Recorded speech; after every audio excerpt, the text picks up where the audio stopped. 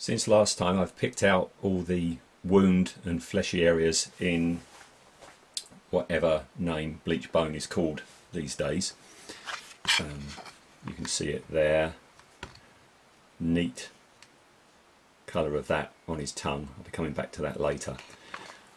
And I've gone my usual way with doing wounds and stuff like that. I've based it in bleach bone or whatever you want to call it. I then wash it with a red, doesn't matter what red, could be any red. Wash it with red, dab it back off, dry brush and highlight it with the flesh again.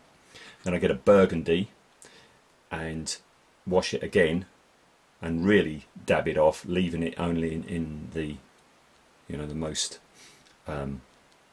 deepest areas, and dry brush it again with the base coat. And you end up with this, which doesn't look that convincing, does it? Although these bits look quite nice, these bits here, but the rest, down here like this and here, everything's too garish. You've got a pinky, reddy thing in the recesses, but then there's quite bright, horrible, clumsy dry brushing of flesh over the top. Here and here and here and here on his fingers. The reason it looks like that is I'm not finished. This is only the halfway mark. Once I've done all this, my next step is to crack out the Tamiya clear red and the Tamiya clear green. And I've started on his back, so I'll show you what I'm up to. It's a very sloppy process. So basically I mix up red and green, mix them together, water them down and slop it on. In some cases, let me find one, I've used it quite strong. Here, this is just clear red, not diluted much at all on this wound. I hope you can get this okay. The light again is a bit too bright today.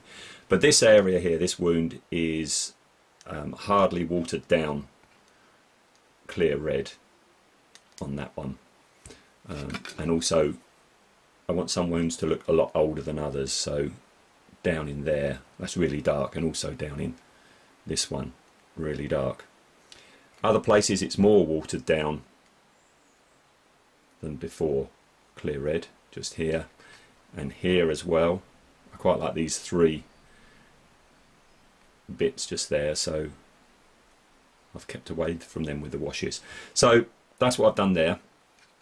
I've also used very watered down clear green. Clear green is like a very intense green, but if you don't mix the pot and just use like the mixer stuff that's in the top and water that down and put that on, you get a nice like yellowy, greeny, sickly tinting. So I've put that on these little lesions down here, and I've also been starting to add it to some of his boils. I don't know if you can make that out, but I can see it okay, but it's staining all these boils that I had highlighted.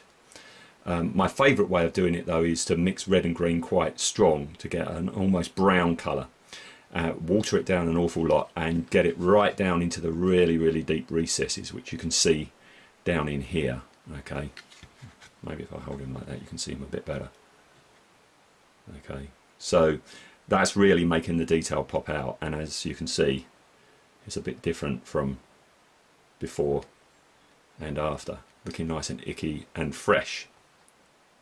Next step on this bit, because he's got his spinal column is here, is once I'm happy with everything that I've done with the opened up flesh, I'll be picking out the bone in bone and giving that a bit of a wash to bring out the details and a highlight, and then I'm going to very thinly wash red over the top of that just to tint it.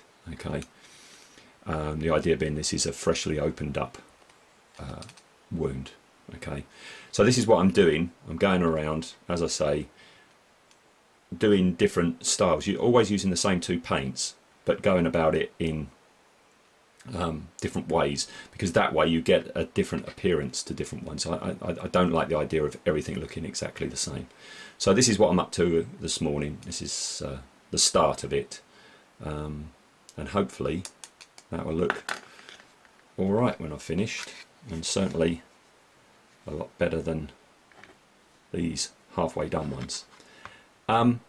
The other thing I'm thinking, like I say, I quite like the intestines here. I quite like the paleness of them. So when I come to do what I've done on the back at the front. I think I'm going to keep this like the back, but I'm going to keep these and just gloss them because I really like them like that. I'll put a dribble of red across here and there. So yeah, that's it.